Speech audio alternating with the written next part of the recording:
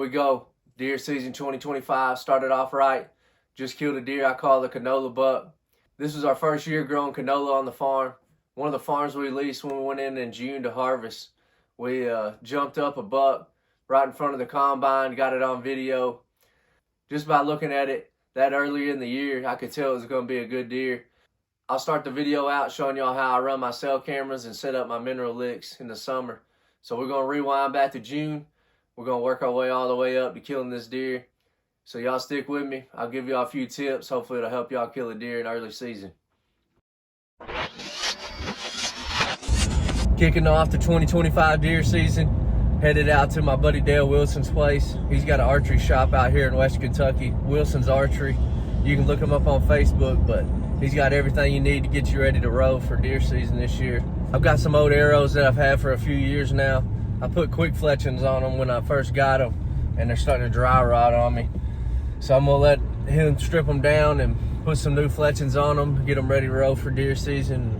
When we get home, I'm gonna show y'all what I do setting up my trail cameras, how I keep them organized, and we'll go put out a mineral lick, and I'll show y'all how I do that. So, all right guys, in here in the hunting room, got all my cell cameras lined up, getting them ready to put out. I figured I'd give y'all a few tricks I've learned over the years running these things. Once you get multiple, I always number every one I get. So that one's got number 5, that one's got number 11. And I also put the year I bought them on the bottom. So I know which year I got them. This one was from this year. I just bought it, 25. I know which ones are my newer cameras, the older cameras. And then what it also does is, say I'm going back here behind my house putting this camera out this summer. I'll go in and I'll put home as the farm location, and I'll also put the number 5, what camera I put out at that farm, next to it in the description. So as the year goes on, I'm getting pictures from it. Say the camera starts getting real blurry, water's getting in it, or if it starts messing up, I'm having to go in every 2 weeks fixing it, messing with the SD card or the SIM card. I'll know camera number 5 is a bad camera.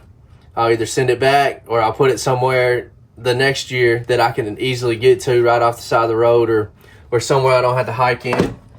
I'll make sure I've got my newer cameras and the cameras that work right on my best spots. So, I mean, you can see every one of them looks the exact same. If you don't number them, you have no way of knowing the next year or even during the season when you're moving them around which one's working right, which ones you have problem with all the time. Another big thing that I recently learned on these trail cameras is your SD card makes a big difference.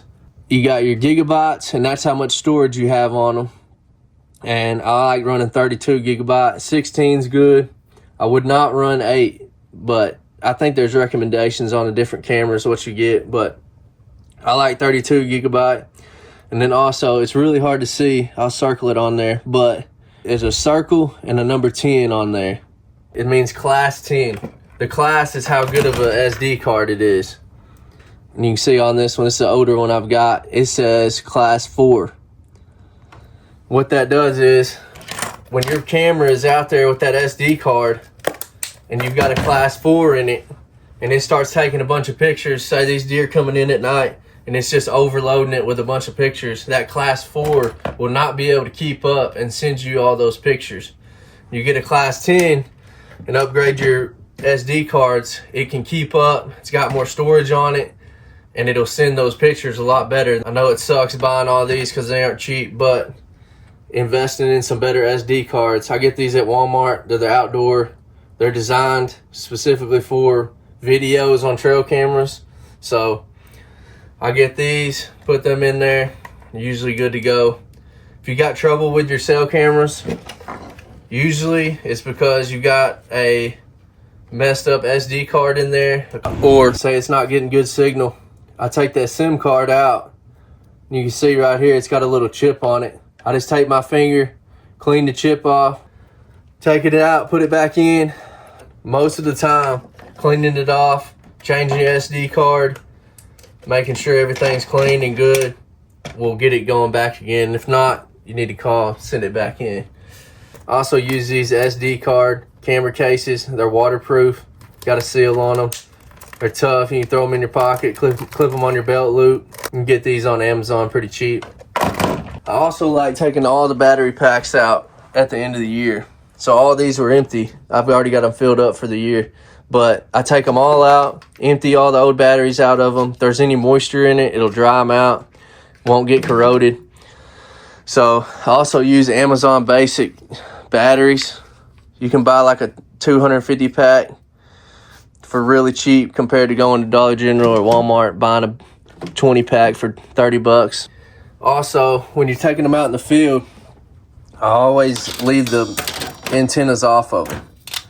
You put them on there and you're packing them through. That's a lot to hang on limbs, get caught up and break them off. And you'll be buying more. I've had to buy a few more. I've got these off Amazon. I actually like these better. All right, guys, let's go put one of these cameras up.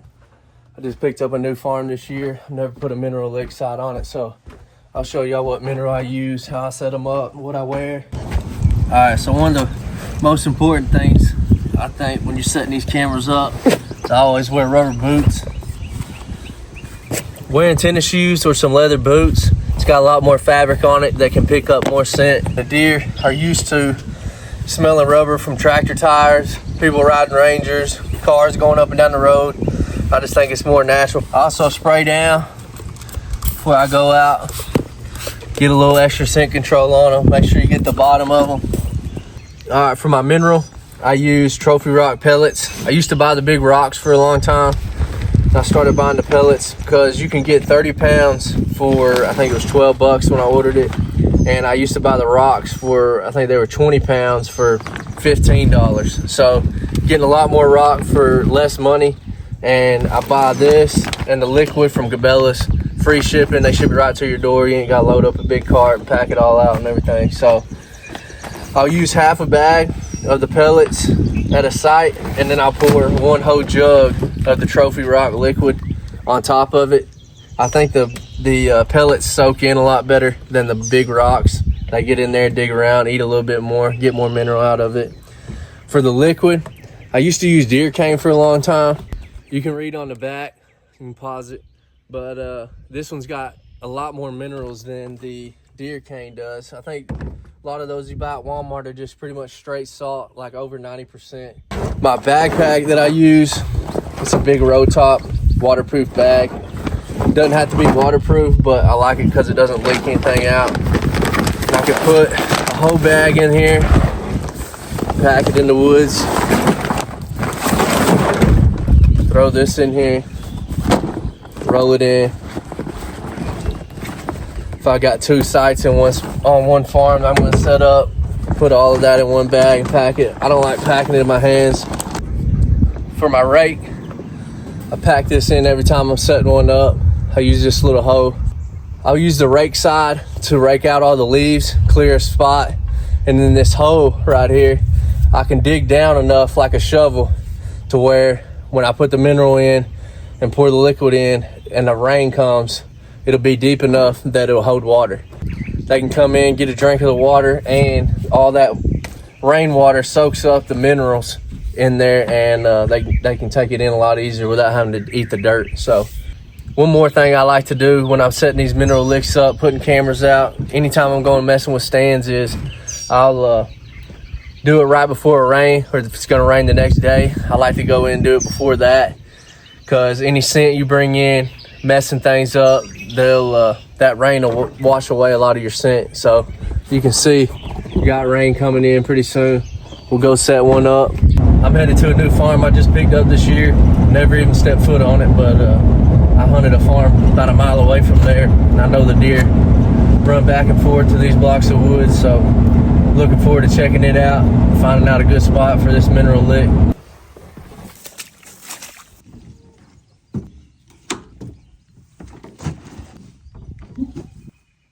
I just bought this e-bike this year. Got a daughter at home asking where dad is at, so this will save me a lot of steps and a lot of time.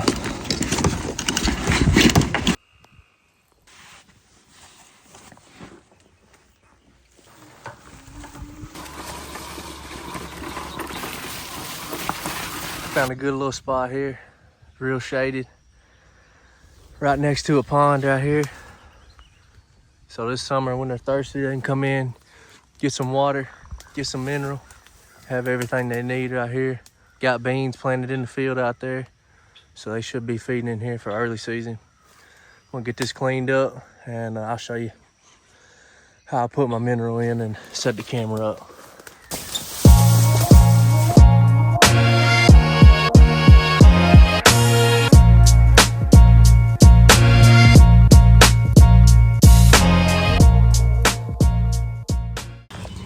All right, y'all can see I got a pretty good little hole dug. Before I ever put my mineral in, I start putting my camera up. I'm gonna put it on this tree right here. But I always get it set up and start turning it on so it can start connecting, and it'll send you pictures while you're putting your mineral in. You ain't gotta sit here for 5 minutes waiting. Like I said, I never put the antenna on before I get out here. Keep it from breaking off. I always try to get it up pretty high, get it out of eye level with the deer. You can take a stick, put up here on the top part, stick it in, and tighten it up, and that'll angle it down a little bit. Get this flipped on. I always wrap my strap around the tree. I don't like it dangling down, blowing in the wind. I don't think it probably wouldn't bother them, but just one less thing you got to worry about, scaring deer off. So when I'm setting these cameras up right now, that way's south, which way the camera's facing is north. You'll get a lot better pictures when you face it towards the north. Face it towards the east, you'll get the sunrise glare going on your camera. If you face it towards the west, you'll get the sunset glare. First time using one of these solar panels. And I'll put this on the south side of the tree, facing towards the sun. All right, we got it connected. Get that flipped on. Got my solar panel hooked up. Got the line tight. Hung up here to where it gets some sunlight. Wasn't gonna be any sunlight on that tree, so I had to put it out here on the limb. I always put the pellet salt in first. Put a lot down in the bottom. Get a little bit up on the rim. And I put the liquid in last, so it'll help get it absorbed in there, soak it into the dirt a little bit. Already got pictures coming in. Show you what the view of the camera looks like. Should be ready to roll. But got the first camera out for the year. That should be a good spot right there next to the water. I know when it dries up this summer, it'll be coming in there to get a drink of water when it gets hot out. And I'll wait a little bit before I post a video and try to get some pictures from the cell camera of some bucks.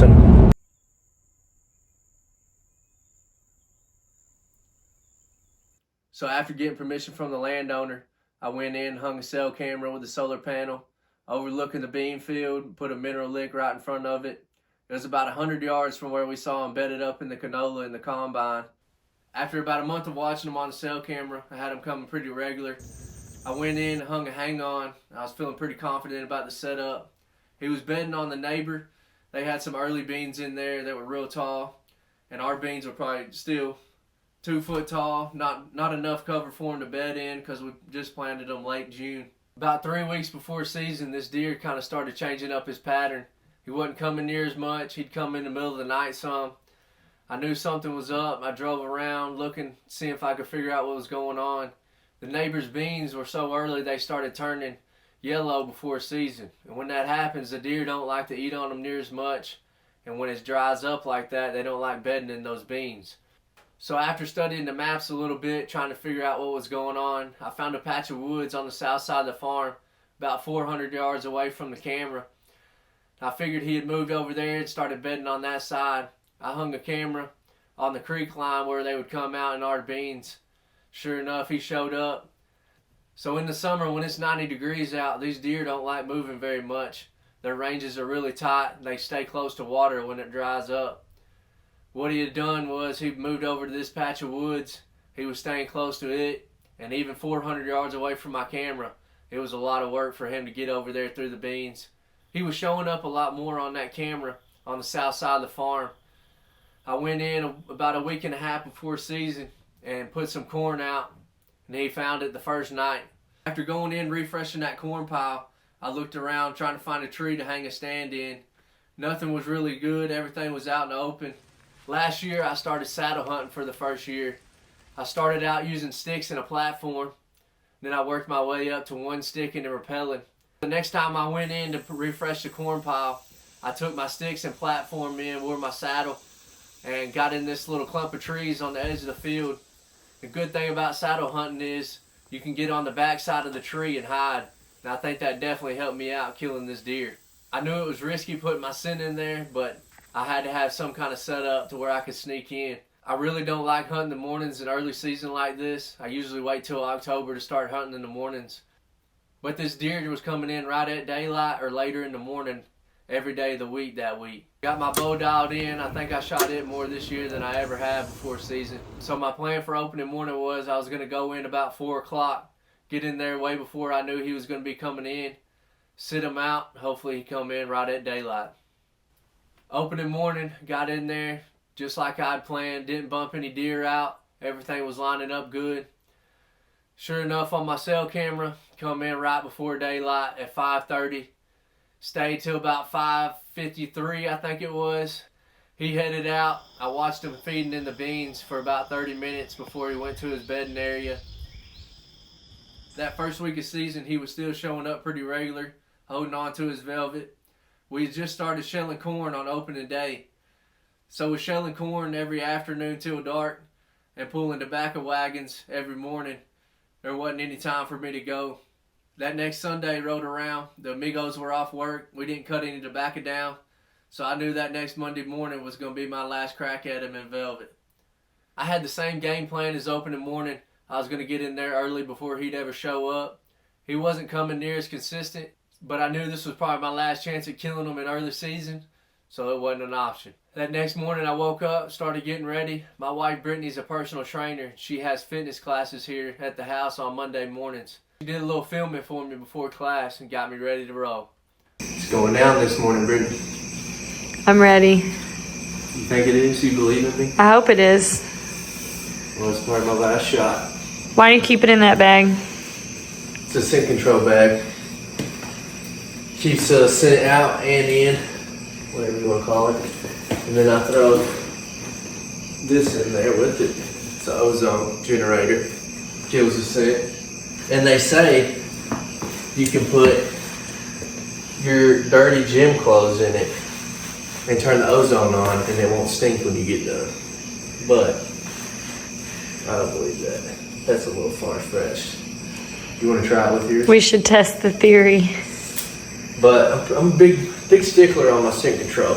You want to hear my regimen? What is your regimen? So I start out, put all my clothes in the washing machine and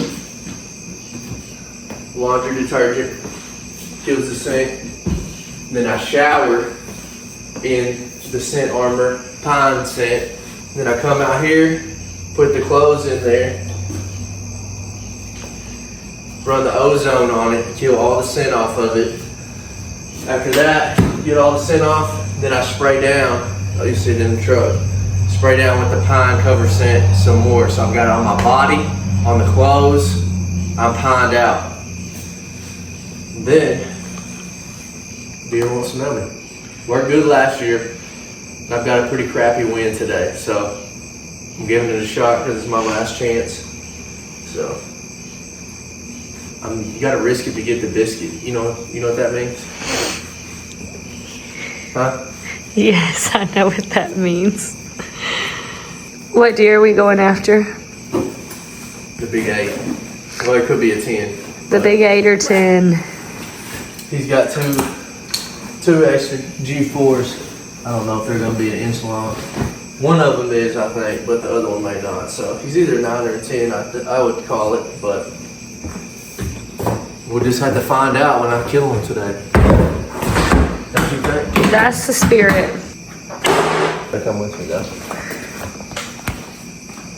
I think I'm ready, baby. Oh, you're ready. Do I look ready? You look ready. Are you ready for your class? I'm ready. How do you feel? We're starting the day strong. How do you feel being a film crew at 4:30 in the morning. I can your workout class. I can do it all. Here's my spray. Spray down with this. You smell that? It smells like pine. You want to put some on? No. Let's do it, dog. You're ready. It's going down. I feel it.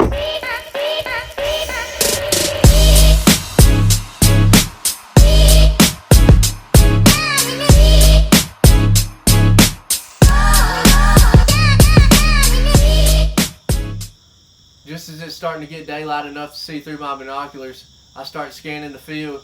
I see a deer about 400 or 500 yards out in the beans. I could tell through my binoculars it was a buck. It had a big body, but it was still so dark I couldn't tell what deer it was. He kept cutting his way across the field, and there's a drainage ditch that comes down to my left. As soon as he hit that drainage ditch, he started weaving his way right towards me. He hit the sprayer tracks going around the edge of the field. He hopped in it and started coming right to me.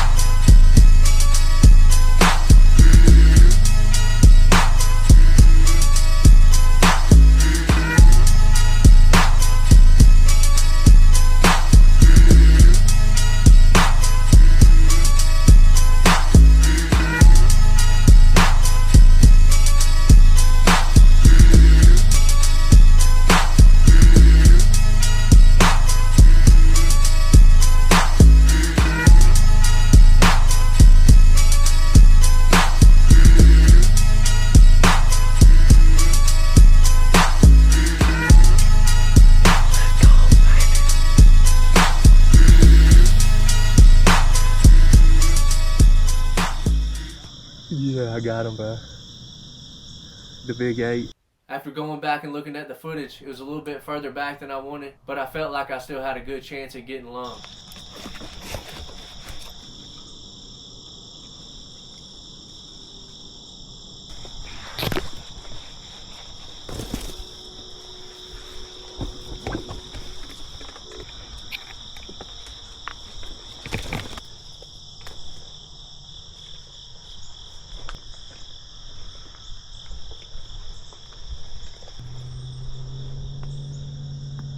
After climbing down, looking at my arrow, there was some blood on it, but there was a lot of green that looked like from the stomach.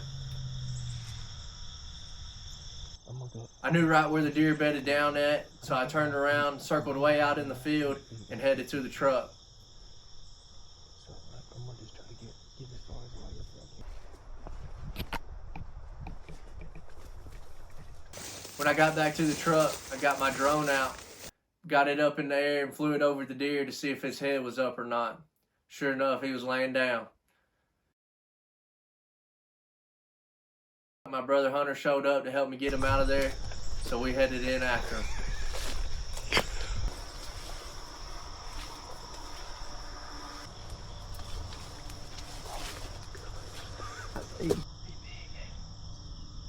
Good.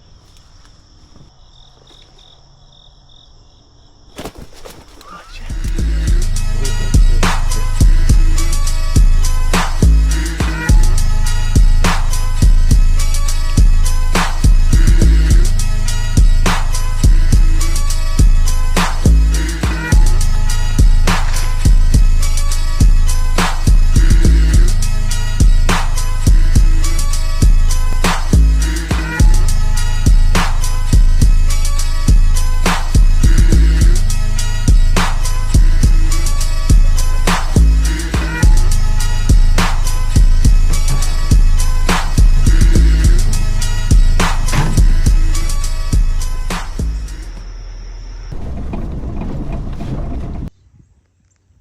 Got him loaded up, took him by the house for my wife and daughter to see. He's soft. Took him to the taxidermist, dropped him off. I appreciate y'all watching. I hope y'all learned something from how I set up to kill these deer in early season. Y'all stay tuned for the next one. Thank y'all.